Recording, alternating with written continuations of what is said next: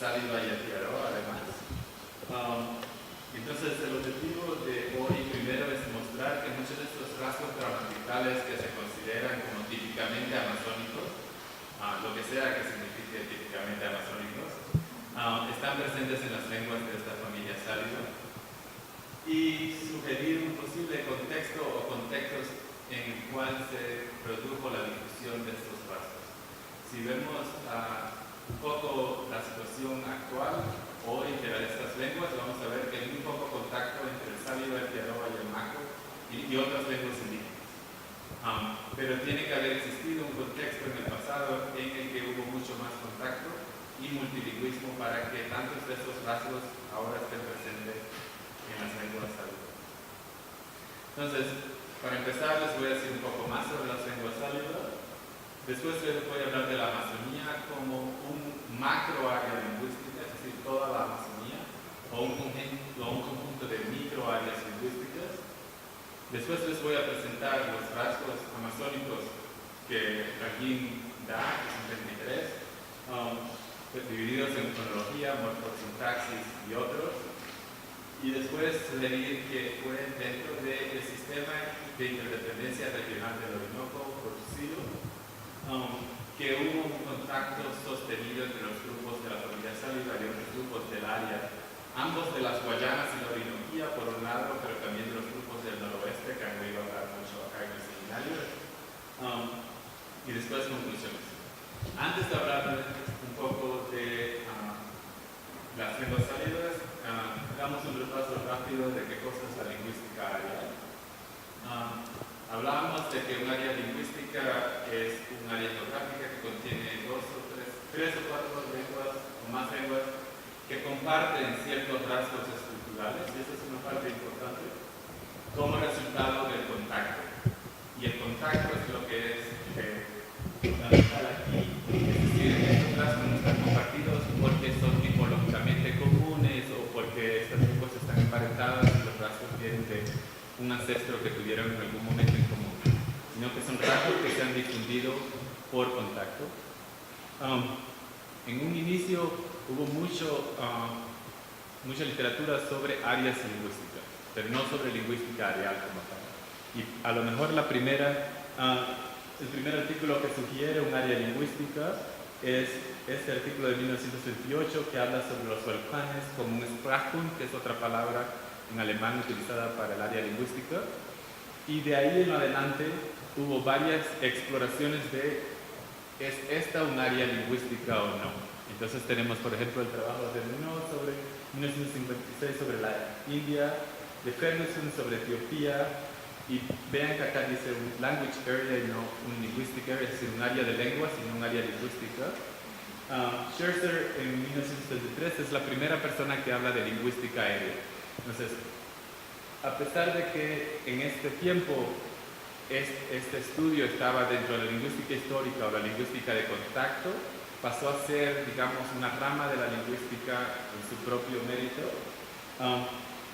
y a lo mejor es consolidada con este artículo que ahorita es un clásico de Campbell, Kaufman y Steve Stark sobre Mesoamérica como área lingüística.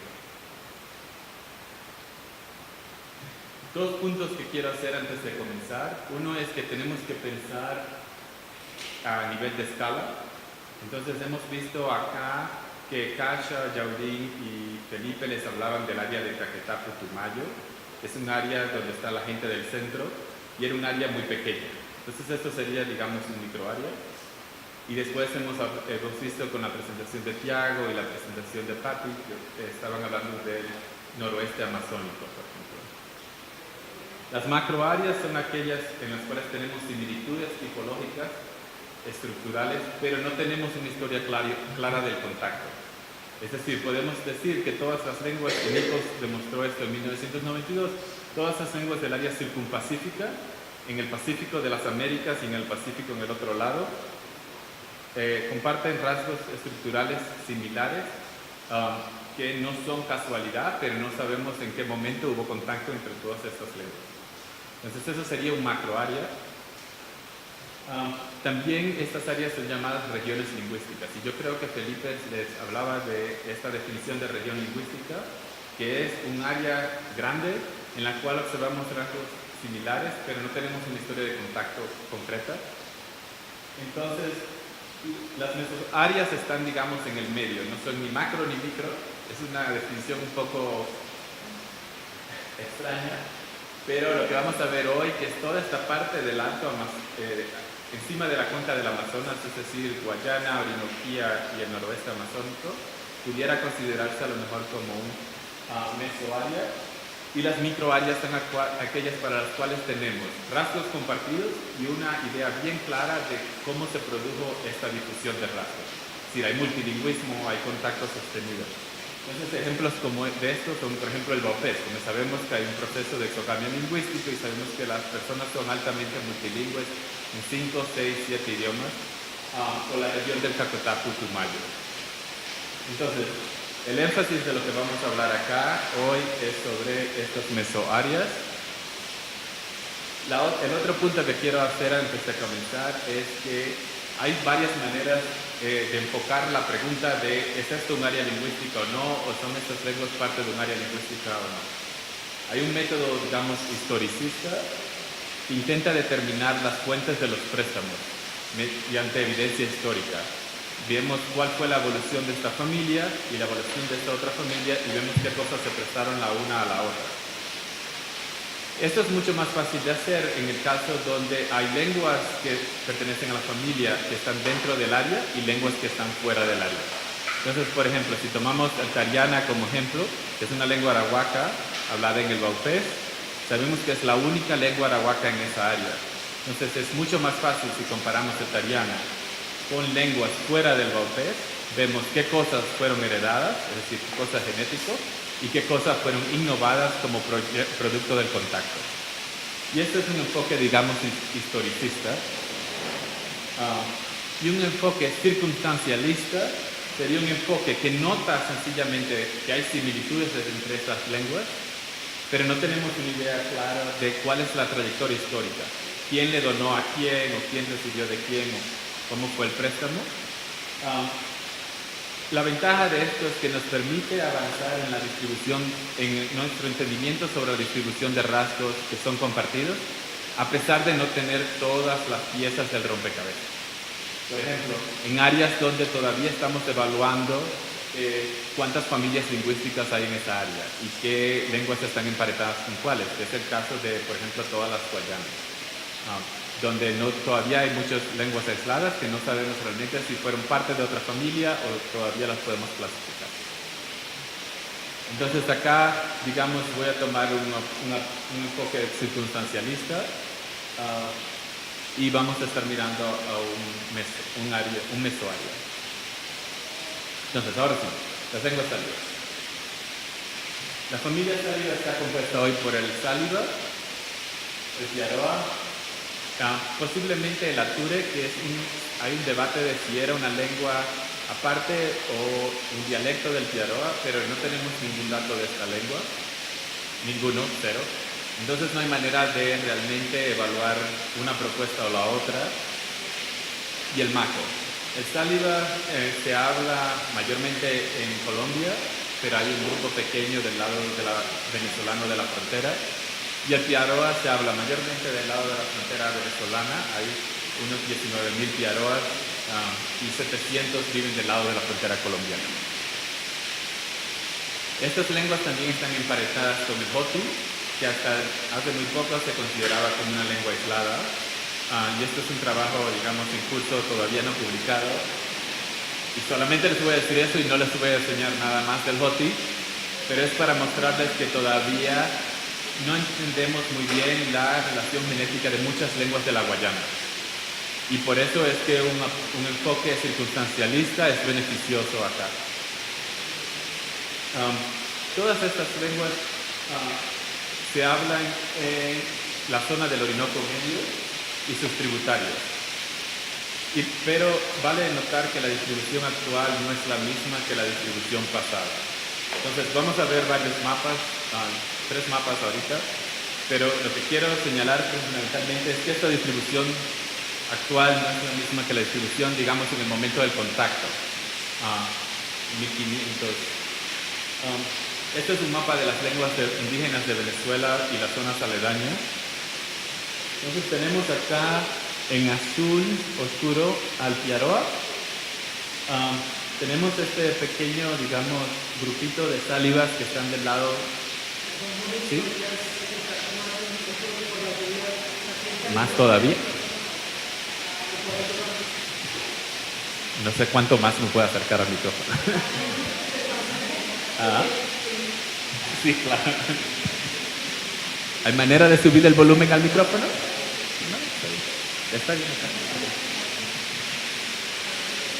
¿Hay manera de subir el volumen al micrófono? No. Sí. Bueno, sí creo que si se acercan acá. Sí, Hortensia, ¿sí me oye allá atrás?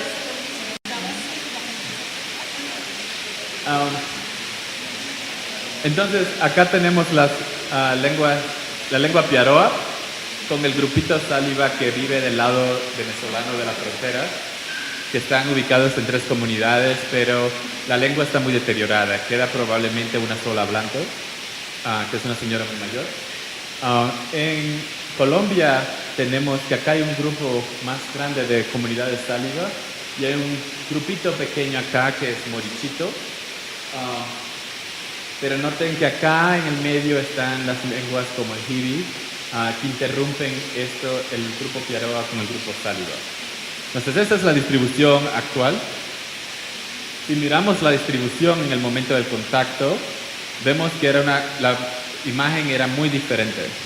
Entonces tenemos, este es el Orinoco, tenemos el Piaroa que no estaba sobre el Orinoco, estaba tierra adentro, y el Maco, rodeados de todos estos grupos caribe, como los Mapoyos, el Panare, el Guapiare, Curicicana, Yabarana y los Yecuana. Tenemos los Maipure, que sabemos que era una lengua arahuaca, hoy extinta. Los Sáliva, que sí estaban sobre el Orinoco. Todos estos grupos Guajibo y entonces más al sur todos estos grupos arahuacos. ¿Sí ven la diferencia en distribución entre el momento del contacto? Estas son las lenguas registradas en el momento del contacto, por lo menos en su ubicación original cuando fueron reportadas por primera vez, al contrario de esta distribución que es hoy. ¿Sí, John?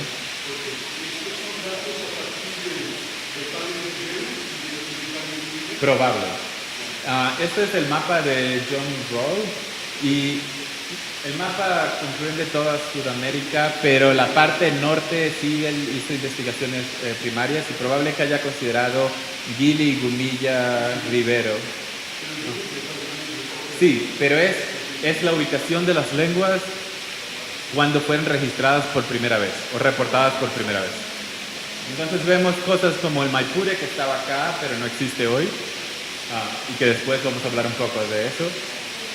Tenemos un reporte de Amarizana, que es un subgrupo Achagua que no existe. Y tenemos varias lenguas. El Pareca, por ejemplo, está desaparecido, el Otomaco, el Taparita, todas estas lenguas desaparecieron después de la conquista. ¿Por qué son interesantes las lenguas sáliva? Y es que están en medio de estas dos áreas o esferas de interacción que se reconocen en la literatura basada en evidencias arqueológicas, genéticas, lingüísticas, históricas, que son áreas de alto contacto, que sería toda esta área de las Guyanas y el Orinoco, sería toda esta área, y el área de la que ustedes han oído hablar más acá en el seminario, que es el noroeste amazónico, que es toda esta área. Entonces las lenguas sálivas están, digamos, con un pie en un lado y un pie en el otro. Entonces eso las hace muy interesantes y vamos a ver que tiene algunas consecuencias luego. Entonces, la Amazonía como un macroárea o un conjunto de microáreas. La Amazonía como macroárea, es decir, como un área lingüística donde había rasgos compartidos, fue propuesta por primera vez en 1986 en la introducción del Handbook of Amazonian Languages by Derbyshire y Poland. Pero no muestran nada, sencillamente lo dicen en la introducción, pero no muestran ningún dato.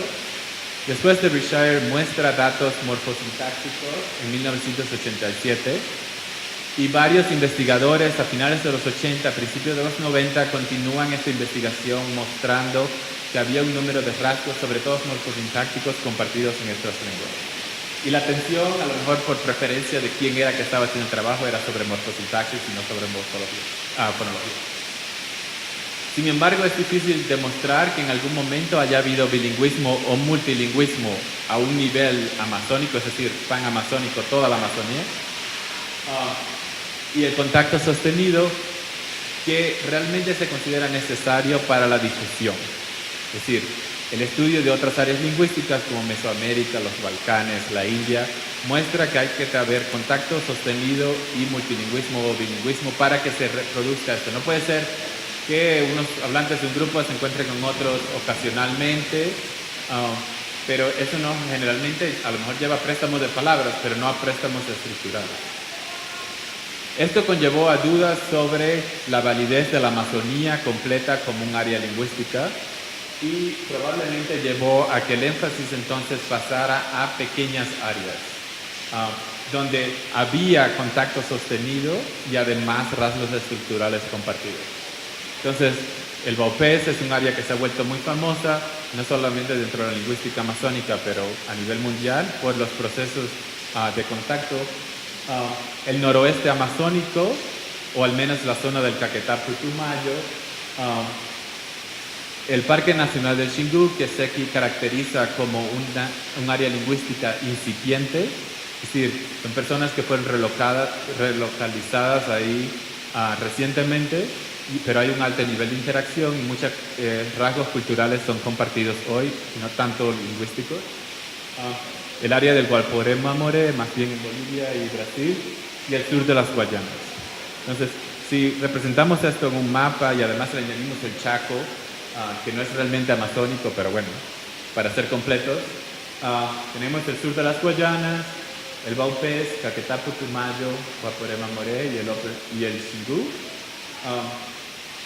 Y entonces estas son las áreas que realmente son reconocidas como áreas lingüísticas, pero son áreas en las que tenemos un contacto intenso aún hoy y muchos rasgos compartidos.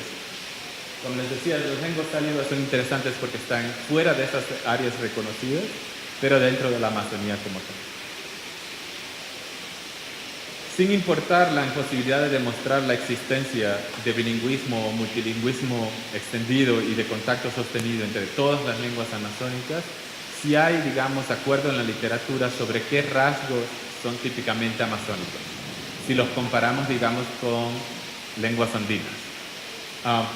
Un resumen de las diferentes propuestas de estos rasgos compartidos es la que estaba en la lectura que hicimos para hoy, quien compara las lenguas andinas con las amazónicas. Y que sí quería apuntar que esta dicotomía, digamos, de qué cosa es andino y qué cosa es amazónico ha sido un poco desmitificada recientemente en la literatura, porque sabemos que todas estas lenguas del área intermedia o interandina o circunamazónica, como quiera llamarse esa área del pie de monte andino, comparten rasgos con las lenguas andinas y con las lenguas de la Amazonía. Entonces, los rasgos utilizados acá son esos que están en Banguín. Es importante notar que algunos de los rasgos son clasificados como positivos, es decir, la presencia de una vocal central alta es un rasgo positivo si está presente en las lenguas amazónicas. Algunos rasgos son clasificados como negativos, la ausencia de la palatal nasal como fonema, y otros rasgos son cuantificables y por lo tanto reciben grados. El rasgo, por ejemplo, de sílabas cerradas recibe los grados A, B y C dependiendo de cuántas consonantes del inventario puedan ocurrir en posición de coda. Entonces, por ejemplo, A de 0 a 30, B de 30 a 60, C de 60 a 90. Digamos que esto probablemente sea un poco arbitrario, pero nos da una medida de al menos qué cosa puede ocurrir en coda. Entonces, ahora sí, pasemos a los rasgos. Y aquí es cuando el ejemplario que tienen les va a resultar útil. Entonces, si miramos primeramente los rasgos fonológicos, vamos a ver que hay una vocal central alta hay vocales medias fonémicas, y yo les voy a mostrar en un momento con el inventario del MACO. Hay una nasalización vocálica contrastiva, es decir, hay fonemas nasales vocálicos y fonemas orales vocálicos. No hay una consonante palatal nasal, no hay una oposición entre consonantes en los lugares de articulación velar y uvular, no hay africadas retroflejas, sí hay más africadas que fricativas, hay un solo fonema líquido, sílabas cerradas no hay, es cero.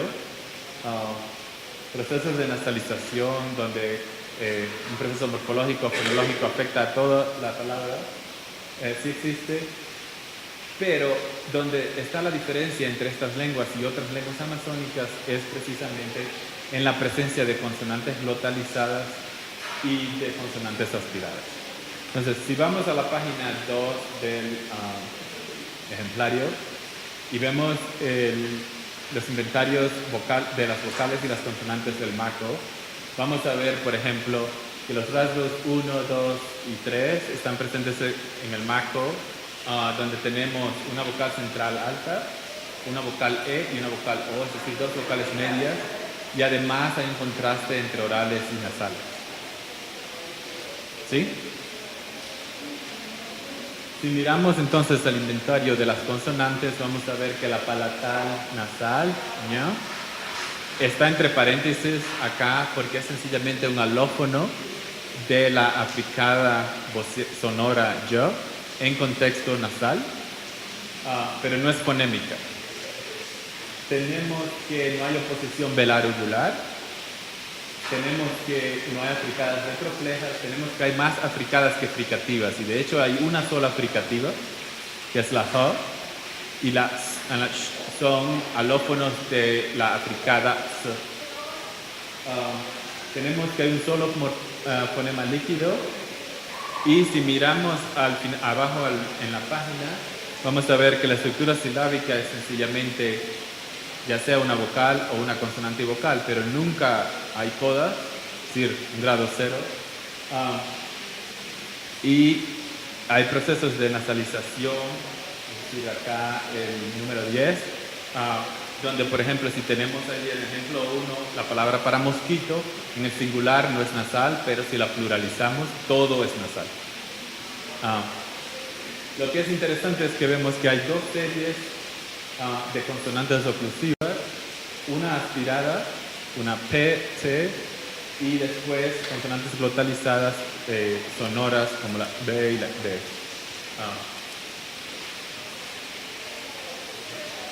No les estoy escondiendo datos, el sáliva es muy diferente del piaro y del maco, es decir, el sáliva no tiene una vocal central alta, cuando a lo mejor debería.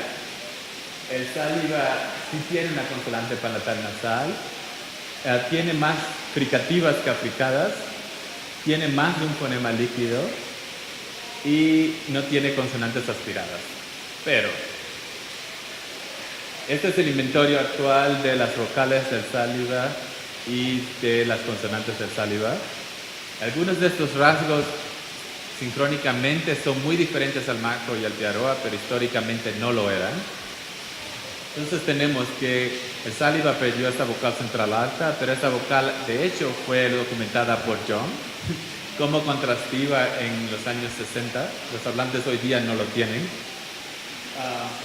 Tenemos que, es decir, los rasgos 7 y 12,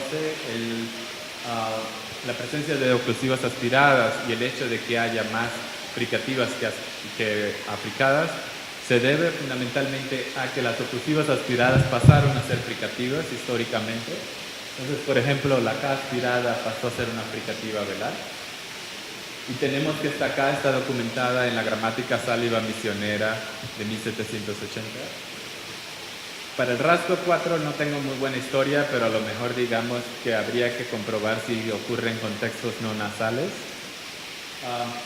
Para el rasgo 8 no tengo ninguna sugerencia. Y el rasgo 11, la ausencia, por lo menos en el sáliva, de consonantes glotalizadas, es de notar que González Retiva y Estrada Ramírez hablan de vocales glotalizadas. Y cuando se miran los datos, es un poco sospechoso que a veces esas vocales ocurren justo delante de las consonantes que se esperaría que fueran glotalizadas. Y pudiera ser, dada la realización de la glotalización, a veces con la consonante, a veces con la vocal, que haya habido un proceso en que la realización de la glotalización pasó a la vocal y dejó a la consonante. Pero es algo por comprobar. Pero en definitiva, lo que les quería mostrar es que aunque el inventario, el consonántico del Saliva hoy sea muy diferente del Piaro y del Maco, esto es un proceso, digamos, reciente y probablemente motivado por el contacto o con el español o con otras lenguas indígenas en las misiones o por procesos de atrición. El Saliva es la lengua que está más amenazada de las tres lenguas de las que estamos hablando hoy.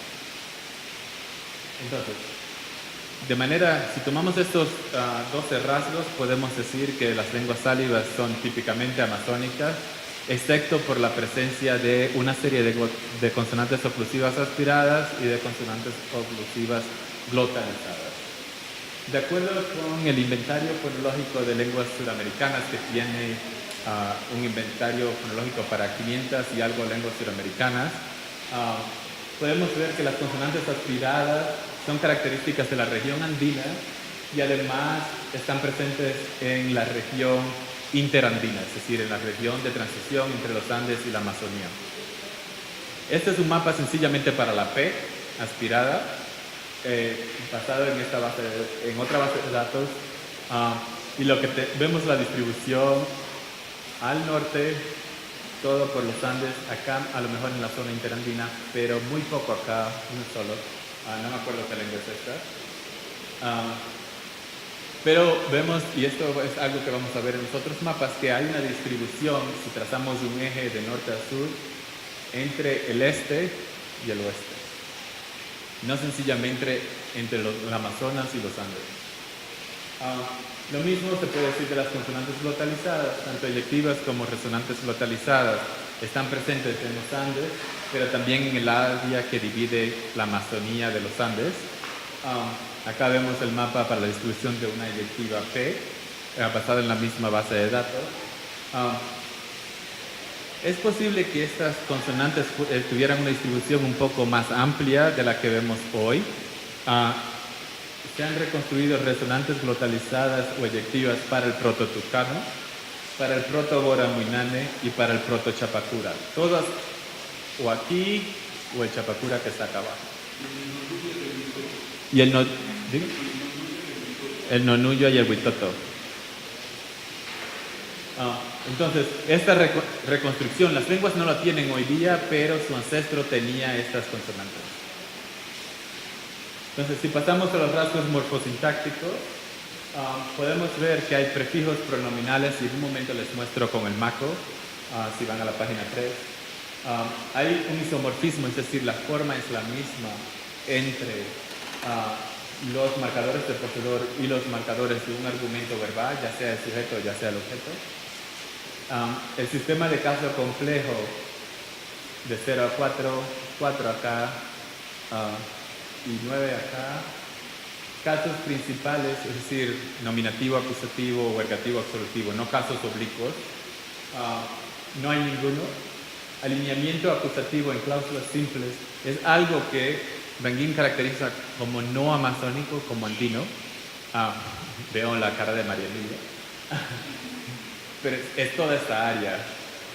La marcación de posesión en el dependiente y sistemas de clasificadores o de género. Entonces, si vemos acá en el ejemplario en la página 3, vemos en la figura 3 los prefijos pronominales. Estos prefijos se utilizan en el macro para marcar tanto el poseedor como los sujetos de verbos de clase 1, y las clases 1 y 2, eso es toda otra historia.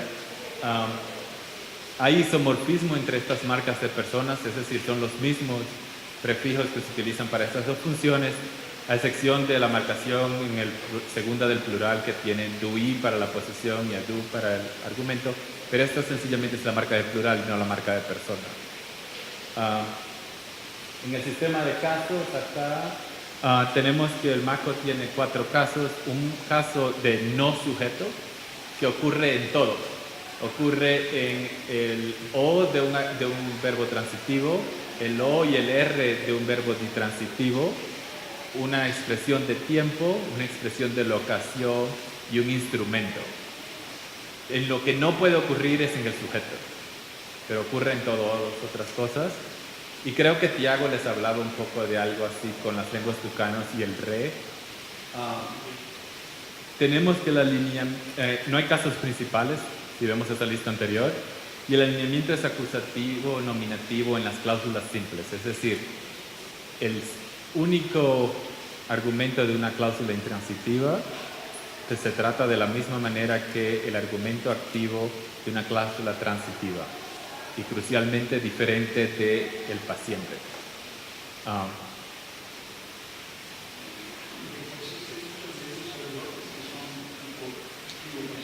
Exacto. Sí, bueno, sí, exacto. En ese caso, pero yo creo que acá se refiere a nominativo acusativo tradicionalmente y no a eso que sería como un activo estativo o split S o lo que sea que se llame. Y tenemos un sistema súper rico de clasificadores y de género en las tres lenguas. Entonces, a nivel morfosintáctico vemos que las lenguas sálivas son típicamente amazónicas y la única diferencia es en el sistema de alineamiento, el cual es nominativo acusativo, pero mayormente ergativo acusativo en otras áreas de la Amazonía. Por ejemplo, las familias Caribe, Macroyet, Tupí, Tacana. Acá lo tenemos y cuando vemos la distribución en la base de datos de SAILS, que tiene 95 lenguas incluidas en la muestra, vemos que este patrón que tiene la bolita negra está extendido en toda esta área. Las lenguas de esta área a lo mejor están sobre representadas en la muestra, pero es la mayoría en esta área, y no solamente en los Andes, sino también en la zona esta de transición. Pasemos a los rasgos de orden de constituyentes y rasgos léxicos. Tenemos que el orden de constituyente, donde O ocurre antes de A, es algo que Van Gil dice que es amazónico, pero esto no está presente ni en el Maco, ni en el Sáliva, ni en el Piaroa. Y yo les voy a decir en un momento que yo no estoy de acuerdo con esa caracterización. El orden adjetivo-nombre yo creo que no aplica porque estas lenguas se pueden caracterizar mejor como teniendo verbos estativos o verbos de otro tipo, pero no adjetivos. Y acá hay un signo de interrogación porque, bueno, algunas descripciones hablan de adjetivos, pero realmente cuando vemos la morfología y la morfosintaxis de estos adjetivos, podemos decir que a lo mejor son verbos. Tenemos numerales mayores que 9. No me queda claro que los numerales que pasan del 9 en el Piaroa y el Sáliva no sean productos del contacto. No pueden reconstruirse, eso es seguro. Los jesuitas, sí. No se pueden reconstruir, eso es seguro. Y tenemos una clase de idiófonos, es decir, que los vamos a ver acá en un momento en la página 4, en el Maco y el Piaroa, que es muy rico. Entonces, si vemos en la página 4 del ejemplario, vamos a ver el orden de constituyentes donde O precede a A, es decir, A o B. Mamá, nosotros teníamos guarimes, y el pronombre nosotros, después guarime, que es el objeto, y después el verbo. El orden, como les decía, adjetivo sustantivo no aplica acá. Los numerales en Maco van del 1 al 3, el 4 y el 5, sí, bien.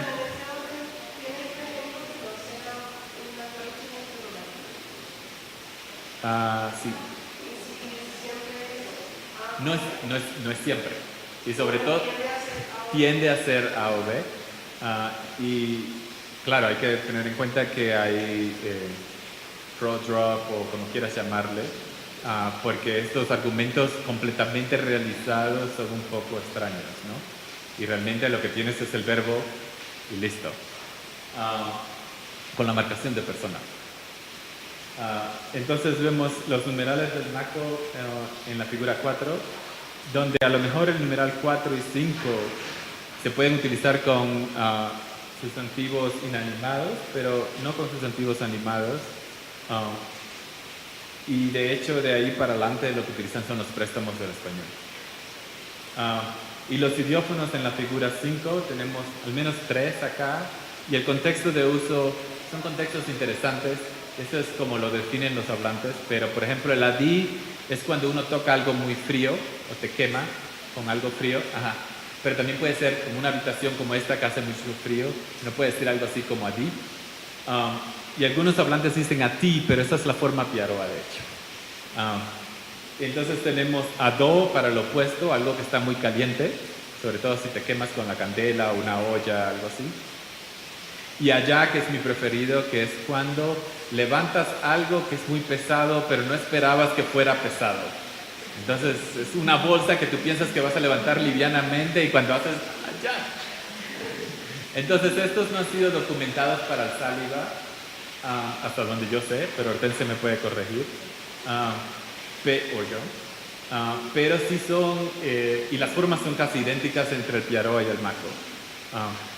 Y no salen muy fácilmente en narraciones, pero cuando uno está escuchando a las personas conversar, ahí es cuando utilizan estos.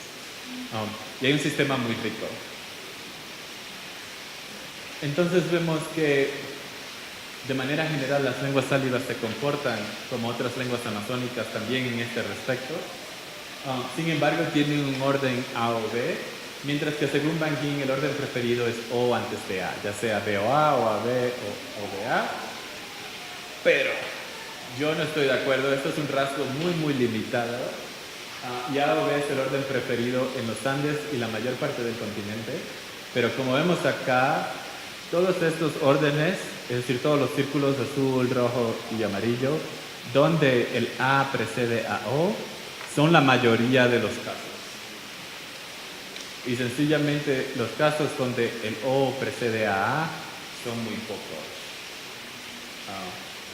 Y esta es una muestra a nivel del mundo, pero la representación acá gráfica, si vemos todas, comparamos los círculos contra los rombos, vamos a ver que la distribución de los círculos es mucho más amplia y que estos rombos son la excepción y no la regla.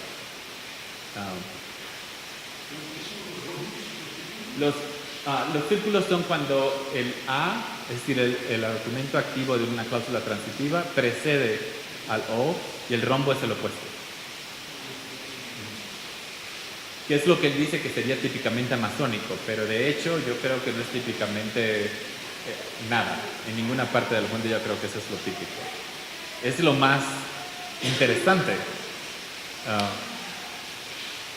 Entonces, además de todos estos rasgos gramaticales compartidos entre las lenguas sálivas y otras lenguas amazónicas, tenemos también lo que se conoce como Van der Wörter o palabras itinerantes, que son palabras que se comparten entre muchas lenguas de familias distintas. La primera es para guacamaya, que EBS 2014 da la forma ARA, y este símbolo de por ciento es como la estrellita para una reconstrucción, pero para un préstamo. En maco es alá y en piaroa ARA. El sáliva tiene un préstamo del castellano, creo yo. Es algo como guacamaya, Hortensia. Al menos en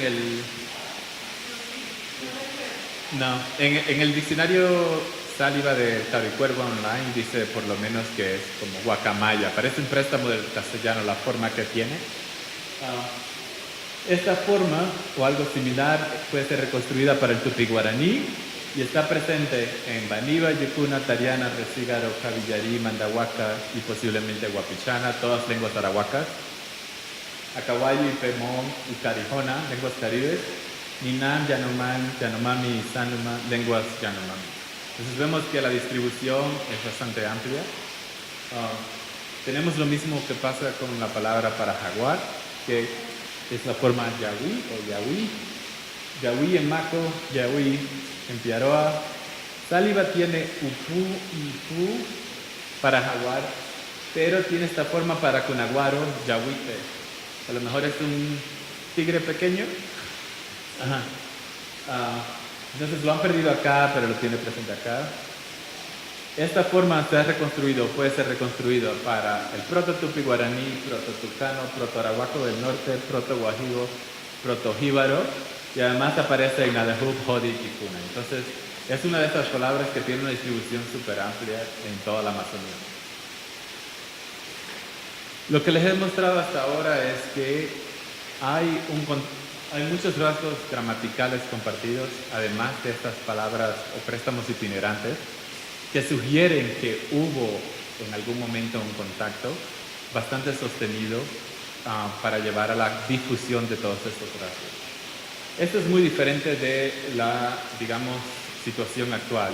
En el presente, para el Maco, hay muy poco contacto entre hablantes del Maco y hablantes de otras lenguas indígenas. Yo he estado en todas las comunidades Maco, que son alrededor de 20. Hay Maco Curripaco en Porvenir 2, algunos matrimonios, porque hay una comunidad Curripaco que se asentó cerca en los años 70. Maco Yecuana en el río Parú. Maco Piaroa en muchas comunidades del Ventuari, ya sean comunidades que son mixtas, digamos 50%, 50% más o menos, o en comunidades macos que están cerca de comunidades Piaroa. Y esto ha resultado en bilingüismo pasivo maco-curripaco muy limitado en algunos hogares, posible bilingüismo pasivo maco-yecuana en el Perú. Yo no sé porque nunca he ido al Perú, es la única área maco que nunca he visitado. Logísticamente es muy difícil llegar hasta allá. Y bilingüismo piaroa maco, pero es un bilingüismo un poco extraño, porque realmente está basado en el hecho de que las lenguas son cercanas y hay inteligibilidad. Entonces se hablan cada uno en su lengua y se entienden. En el presente, para el piaroa tenemos una situación similar. Ya les hablaba de esta relación entre piaroa y maco en muchas comunidades del Ventuari. Piaroa yecuana en la Esmeralda, Piaroa Yabarana en la zona de Manapiare, Piaroa Curripaco en la Reforma, que es una reciente, y esto ha resultado en bilingüismo Piaroa Maco, que ya les decía es bilingüismo, pero no es bilingüismo real, digamos. Posible bilingüismo pasivo Piaroa Curripaco. Los hogares que yo conozco en la Reforma, donde hay un miembro de la pareja de una lengua y el otro de la otra, realmente hablan español entre ellos y a los niños. Entonces no sé cuánto realmente haya bilingüismo. Y un posible bilingüismo pasivo Piaroa Yecuana en la Esmeralda. Y no bilingüismo por parte de los piaroas casados con yavaranas. Los yavaranas son un grupo muy diezmado caribe, donde quedan muy pocos hablantes que han adoptado o el piaroa o el español. Y de hecho vamos a ver que los yavaranas fueron uno de los grupos que se integraron a los piaroa. Las lenguas sálivas, y Hortensia me va a decir más acá, yo creo, a lo mejor. Hasta donde yo sé, el mayor contacto está en Caño Mochuelo, que es un resguardo, pero incluso dentro del resguardo, los grupos están en comunidades diferentes.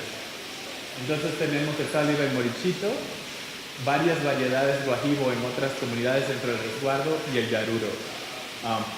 Pero hasta donde yo sé, no hay contacto sostenido, no hay matrimonio. Y no hay bilingüismo. Y no sé, fuera de esta área de Morichito, en Oropué, ¿cuál es la situación? ¿Hortensia?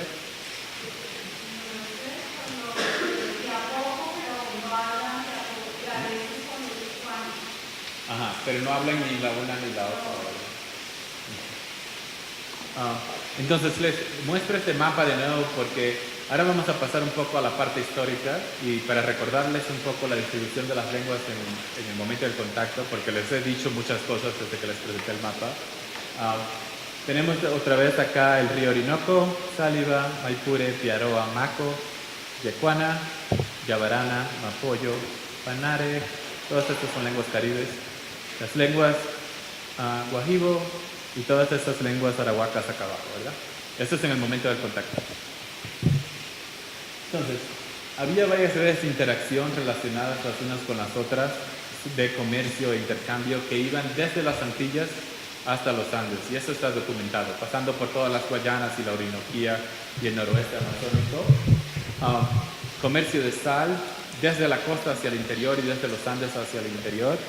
Comercio de curiaras, comercio de quiripas, que eran estas conchas que se utilizaban como moneda. El guanín, que eran objetos decorativos de una amalgama de oro y cobre, también se traficaba en toda esta área. Y el veneno curare, entre otras cosas. Lo interesante es que muchos grupos estaban altamente especializados y se reconocían por la manufactura de una de estas cosas o la otra, a pesar de que los recursos estuvieran disponibles para todo el mundo. Es decir, veíamos que la planta con que se hace curare está en toda la Guayana, pero probablemente el curare piaroa viajaba y el curare achagua viajaba hacia el interior, a pesar de que esos grupos tenían manera de producirlo. El CIRO es el Sistema de Interdependencia Regional del Orinoco y era una gran red de intercambio y comercio a todo lo largo del Orinoco que formaba parte de este complejo de redes. Es solamente una red entre otras redes mayores. Es muy probable que la difusión de rasgos culturales y lingüísticos, los lingüísticos los acabamos de ver, vamos a ver los culturales en un momento, se haya producido en este contexto. Tenemos que había 5 centros de comercio e intercambio a lo largo del Orinoco. Al menos 2 de estos eran frecuentados por hablantes de las lenguas sáliva. El uno era el mercado del pescado en los rápidos de Atures, y como ven el nombre, eran los atures los que vivían ahí y estaban altamente especializados en la pesca. Intercambiaban pesca por cacería con grupos del interior y por productos vegetales con los grupos de los llanos, pero era un punto alto de comercio. Y había un mercado del curare en el Alto Orinoco, a donde iban los piaroa. Al menos en 2 de estos está documentado en la literatura misionera y de los exploradores que había hablantes de sáliva que formaban parte de este comercio.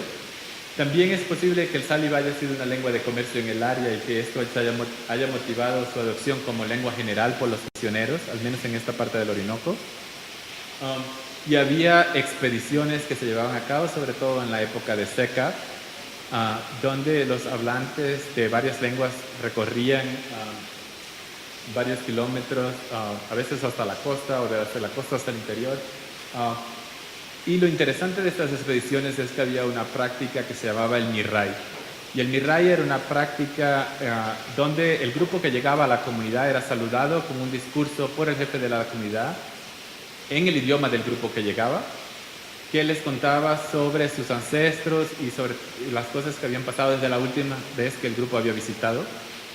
Y tenemos entonces el jefe que visitaba daba el discurso en el idioma de la comunidad y hacía más o menos lo mismo y decía lo que habían visto en el camino.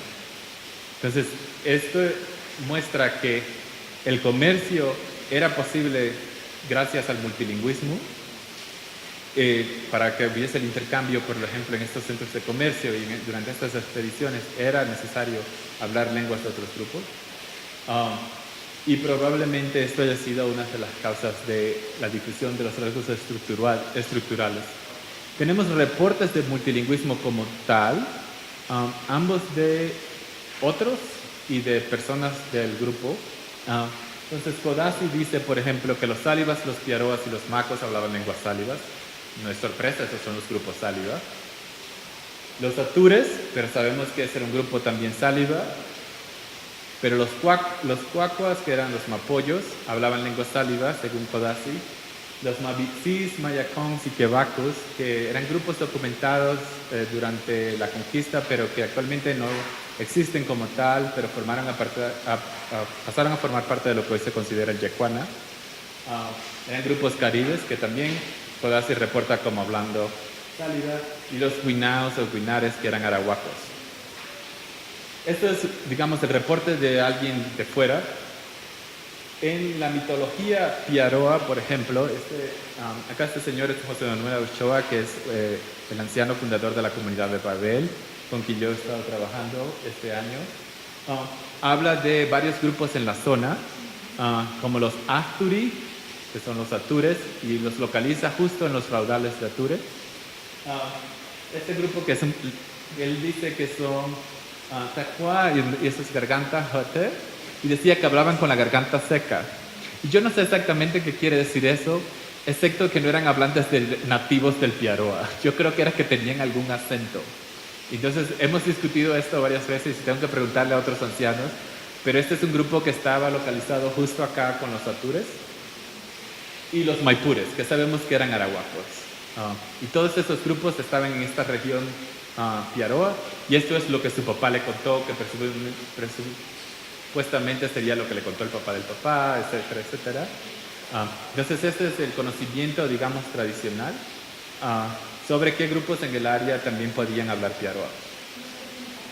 ¿Diga? ¿Estos son los Maco? Sí, los Wire, con W-I-R.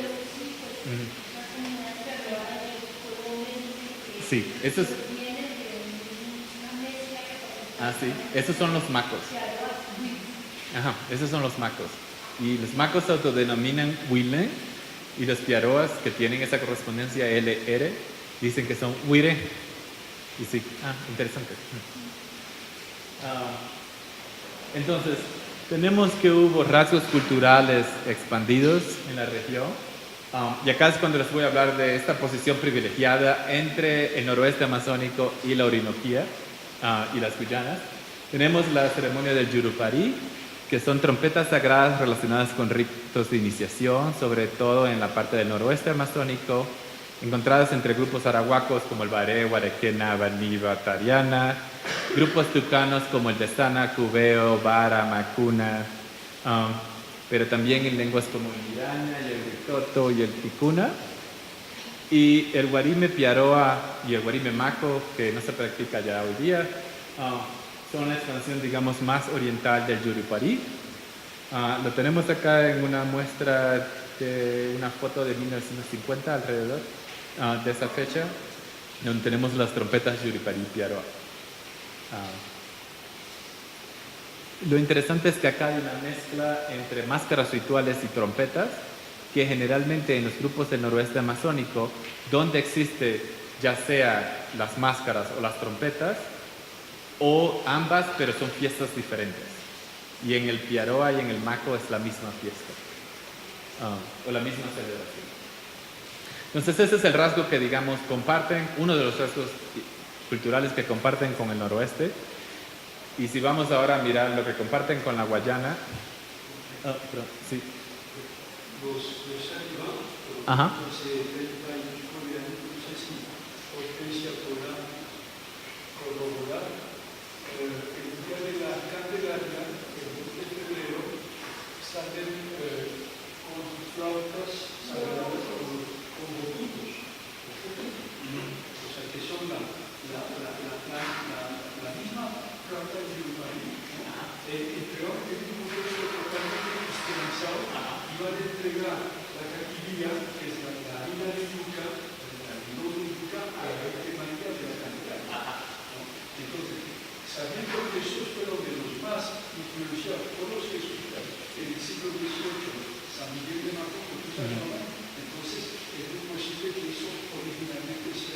Esto, sí. Sí.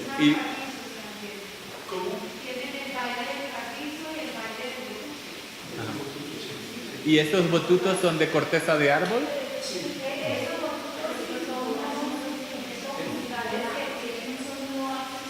Sí, pero el guará es diferente. Perdón, pero el guará es diferente. La flauta guará son dos flautas sagradas que van dentro de una tinaja. Y eso es algo completamente diferente a esto. Pero el guaral, que yo sepa, es solamente... Son los piaroas y los macos. Yo nunca lo he visto en los sálivas.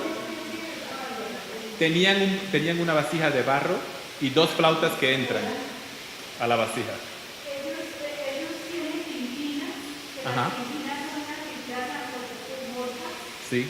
Y tienen también figuras masculinas y femeninas. Y también tienen vacinas con... ¿Pero las utilizan para hacer música? ¿Las timpinas? No. Esto es... guará... Sí. Pero el guará es... Sí. Pero no está compartido con otras lenguas de la vida. Son... Sí. Flautas sagradas masculinas que las mujeres no sé si... Entonces, cuando vamos a mirar al otro lado, hacia el este, tenemos un mito que se llama el árbol de todos los frutos, que está expandido en esta región de la Orinoquía y las Guyanas. Entonces, en Sáliva es Caliaguarí y en Piaroa es Kuwai. Y esto yo tengo recogido el mito. Y sencillamente en Piaroa lo que significa es comida y el clasificador para árbol. Y ese era el nombre del árbol. Que Wahari, que es el héroe mitológico, tumbó el árbol. Y cuando el árbol cae, todos estos frutos quedaron. Pero también queda un tocón, es decir, un pedazo de tronco de árbol, que en el caso de los Piaroa y creo de los Sálivas es el Autana, el cerro Autana. el Cerro Autana, que es esta montaña muy famosa en Venezuela. Los grupos Autana, sí. Los grupos Guahibo como el Cuiva, el Jibi y el Sicuani también lo tienen. Y noten que es la misma palabra para el Saliva. Y el Piapoco, que es una lengua arahuaca, también lo tiene. Acá la historia es un poco diferente. Son los animales los que tumban el árbol. No es el héroe mitológico quien lo tumba. ¿Ah? Sí, exacto. La ardilla, el papel dentro del mito Piaroa, es que la envían como para reconocer qué es lo que hay arriba y después baja. Pero es Guajari y sus sobrinos los que tumban el árbol. Entonces, los grupos caribes en la Guayana, como los Pemones,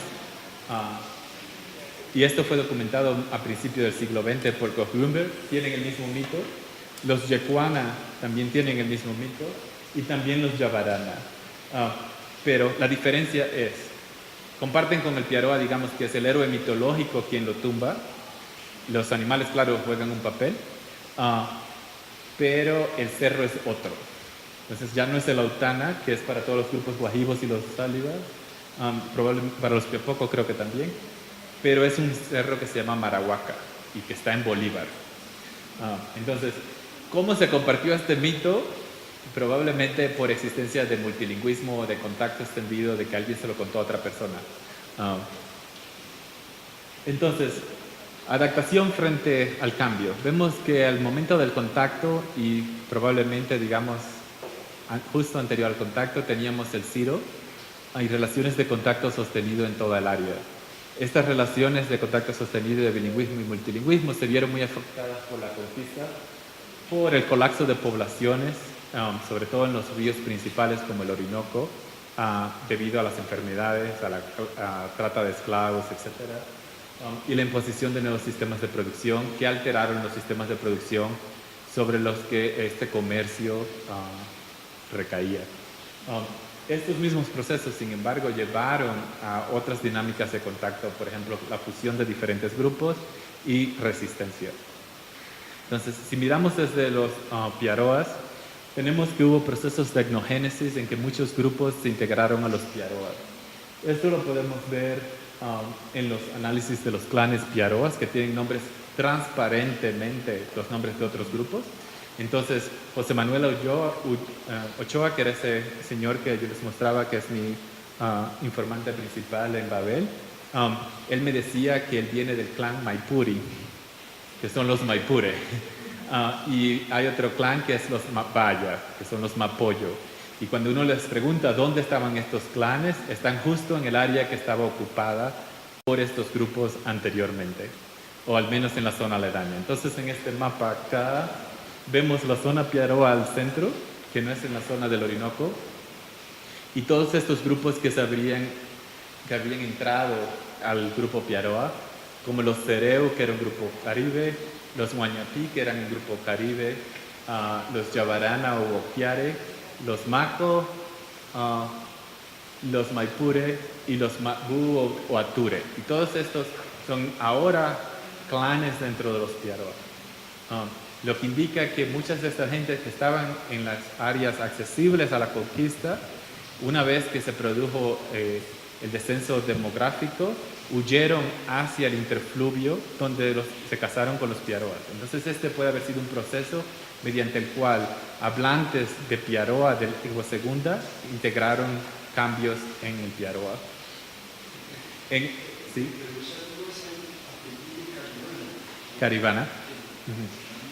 Y los sálidas, interesantemente, al menos al principio de la conquista, se casaban mucho con los achaguas.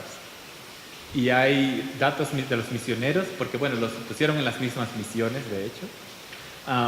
Pero también hay datos genéticos que muestran que los sálivas, por lo menos de Araucoe, comparten mucho ADN mitocondrial, es decir, materno, con grupos achaguas. Y esa es una investigación que acaba de salir hace un mes o algo así. Pero lo interesante es que en este mismo mito del árbol de las frutas, que José Manuel me narraba a principios de este año, él trata a otros grupos que no existen hoy, que no hay manera de saber una persona que no haya leído la literatura misionera no tiene por qué saber que estos grupos existieron. Entonces esos grupos son relacionados. Los Piaroa, Wahari, que es el héroe, dice: voy a tumbar el árbol para que mis hijos, los Piaroas, y mi familia, y usa esta palabra, Chawarua, y entonces nombra al menos 3 grupos. Los Wire, que son los Maco, los Huañapi, que es este grupo caribe, que no existe hoy, y los Waikiri, que son los Wokiare, que estaban emparentados con los Yabarana. Y cuando yo le pregunté a él después, porque los jóvenes que están ayudando a traducir los mitos no conocen de estos grupos, yo les pregunté dónde existían esos grupos, que en la narración sencillamente dice mi familia, esta y esta. Y él te ubica exactamente los Wokiares en la zona del Guanay y los Huañapi donde están. Justo donde están en la literatura histórica, pero donde hoy no existen más. Entonces, también hubo procesos de resistencia a la conquista, sobre todo asociados con las enseñanzas del Cuhue, Arahuaco. Y este es un mapa de Vidal, Silvia Vidal, 2000, que muestra las rutas por las que viajaban los chamanes guerreros arahuacos. Como pueden ver, todo el Amazonas, Río Negro, Orinoco, hasta la costa, por dentro, Ventuari, todas estas fueron explorados. Y a veces cruzaban de valle en valle o de cuenca en cuenca por tierra, pero seguían por el río. Entonces, a pesar de que la conquista interrumpió este proceso, digamos, de intercambio, motivó otros procesos de contacto. Llegamos a las conclusiones, no los aburro más. Las lenguas salinas poseen muchos rasgos gramaticales considerados como típicamente amazónicos, a todos los niveles de la estructura. Para aquellos rasgos de estas lenguas que no se consideran amazónicos, como la presencia de una serie de consonantes glotalizadas y otra serie de consonantes aspiradas, y el alineamiento nominativo acusativo, se puede decir que estas lenguas lo comparten con las lenguas de la zona de transición entre la Amazonía y los Andes.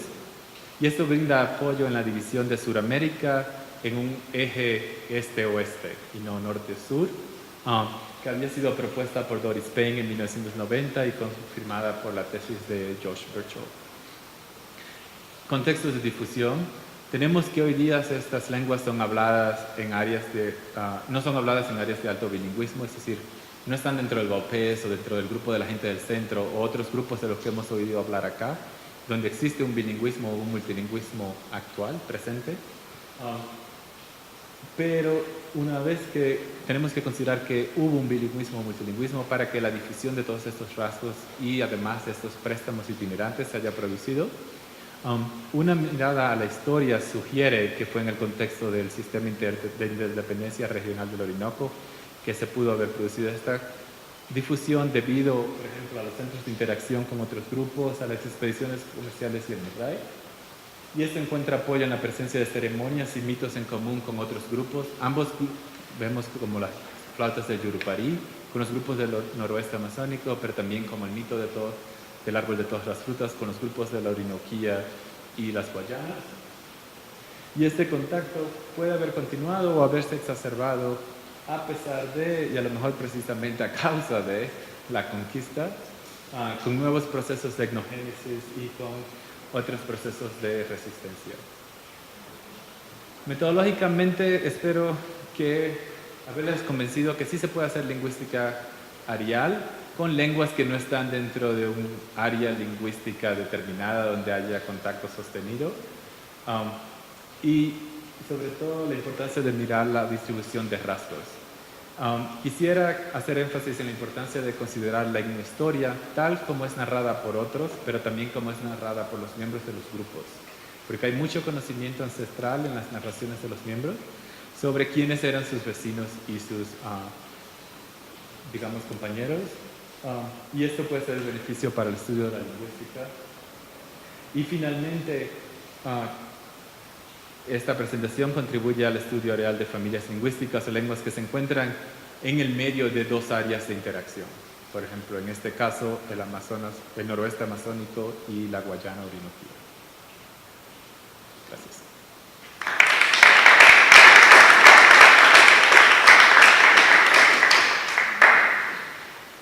John. Muchas gracias, muchas cosas. Mucho estímulo. Quisiera tener 4 vidas porque tantos temas. O muchos, dejamos así. o muchos estudiantes. ¿Cómo? 4 vidas o muchos estudiantes. También. Bueno, 2 cositas de momento. Ajá. Lo de la distribución de datos, pues, efectivamente, yo creo que se ve claramente con el tema silábico, ¿no? Como son procesos, ¿no? Entonces, porque evidentemente, por ejemplo, surge una sílaba con final tonal a partir de aspiradas y cosas de estas, ¿no? Entonces, estamos haciendo en un mismo plano histórico cosas que corresponden a momentos distintos. Entonces, es muy difícil manejar esto. Bueno, lo mismo, evidentemente, es muy sabido el tema de los constituyentes, porque si estamos en una lengua prodropo, no estamos, ya cambia completamente, ¿no? Es decir, y seguimos manteniendo la vieja mitología del prólogo de Greenberg, ¿no? Cuando realmente ya sabemos que es un fenómeno secundario, sobre todo en estas lenguas donde realmente lo fundamental es la expresión pronominal, ¿no? Entonces, la expresión nominal viene después y obviamente está sometido a distintos tipos de jerarquización que también hay que modificar, pero que son de otra clase. Esa es la otra. Y la tercera cosa que quería señalarte es, bueno, este problema de las glotalizadas, aspiradas, etc. Pues me remitió inmediatamente que hablas del área intermedia, no en el sentido de Constelas, sino en el sentido de Andes Amazonas, ¿no? Me remitió inmediatamente a la vieja hipótesis de Castelvini sobre Salino, Tinigua, Pamigo. ¿Qué opinas sobre eso? Bueno, los datos son bastante confusos y el planteamiento también, pero ¿se puede guardar algo de eso? ¿No? Porque era la posibilidad de conectar con el área intermedia. ¿Sí? Yo no creo. En mi opinión muy personal, yo he mirado. Sí. Es que tenemos muy pocos datos del inicio. Pero mirando los datos clásicos, no creo que haya motivo de clasificar lengua como una lengua sagrada. Lo que pasa es que con todo el respeto que les debo y que les tengo, el tinigua que tienen es muy esquelético. Es muy Esquelético. Sí, ¿verdad? O sea, pero no ha tenemos podido desaparecer, por ejemplo, la aspiración. pero no tenemos ningún otro. Entonces, pero incluso mirando, por ejemplo, los datos que se recogieron por los misioneros como Manresa en los 30 o los 20, que hemos encontrado recientemente en un archivo en Barcelona. Sí, no hay ningún motivo, no hay ninguna similitud léxica, ninguna. ¿Y cuál era la argumentación de Castellano?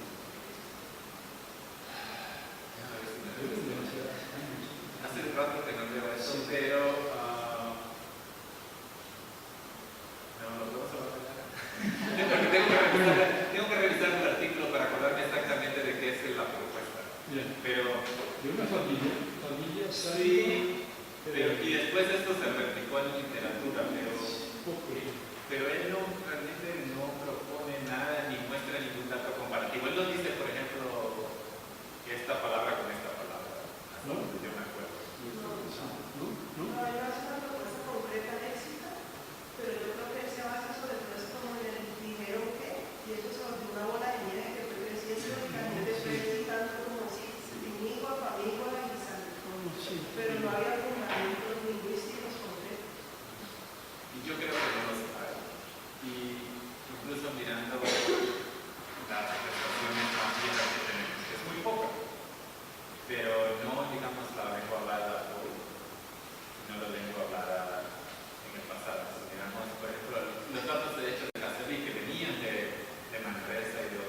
Sí, eso fue. Y vemos que había otro tipo de morfología que no está presente en la descripción, por ejemplo, de Bulla. Pero Ahí desde fue mucho años. Pero yo creo que puede ser algo parecido a lo que pasó en esta área de estas lenguas que quisieron llamar Mapu, que sonaban parecidos. Eso fue lo primero que yo vi fue así, suenan parecidos, suenan como que son similares. Y yo creo que esa base del dinima, yo creo que el dinima también tiene consonantes aspiradas. Entonces, porque tiene consonantes aspiradas, entonces suena parecido. Yo creo que puede ser por ahí. y porque al salida creo que decían que también podía ser saligua. Ligua, saligua. Pero también exacto, pero ¿cuántas otras lenguas no hay con estas lenguas? El cubeo sí decía. Sí. Es un nombre viejo, Hay que ver si hay algo para rescatar. Que no estoy muy convencido porque castellano era bastante confuso. Pero hay que volver a mirar ahora que está con todos los ahora datos. estamos mirando. En eso estamos. Bueno. Eso es lo bueno de haber venido a Colombia el año pasado. Y que Catherine empezó a trabajar con él. ¿Alguien quiere aportar otra pregunta?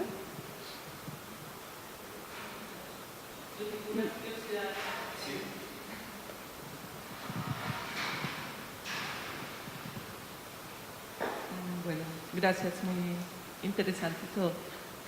Tengo curiosidad de saber, ¿cómo puedes saber que los clanes actuales Piaroa vienen de diferentes etnias y no que eso que los viajeros catalogaron como diferentes etnias eran distintos clanes o distintas gentes que se reconocían bajo distintos nombres, pero que todos eran Piaroa?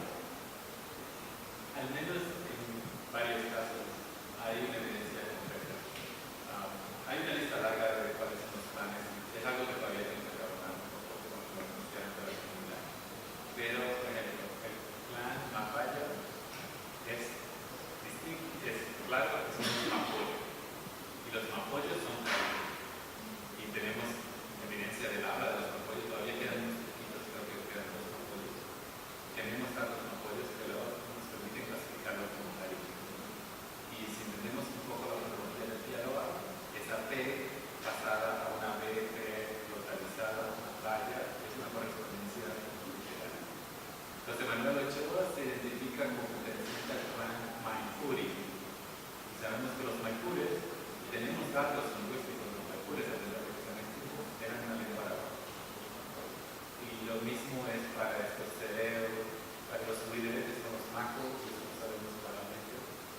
No quiere decir que todos los clanes sean otros grupos, pero a menudo lo que nos pasa es que el nombre del clan es transparente léxicamente si es un clan Piaroa.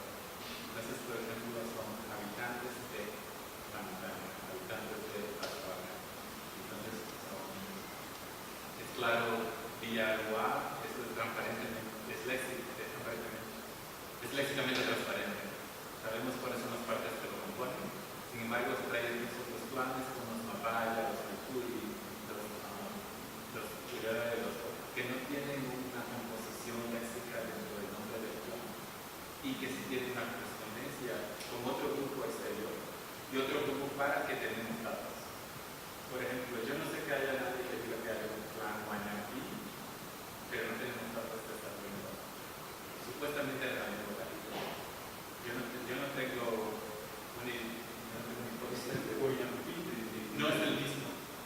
El Guañaquí, el Guañaquí que está en Guyana es otra cosa. Yo cuando la primera vez que lo oí dije, no puede ser, está muy lejos, pero este es otro grupo que era Guañaquí, que estaba justo en el Valle del Guanay, en la parte de abajo del río Paraguay, que es un área actualmente de tierra. Pero hay procesos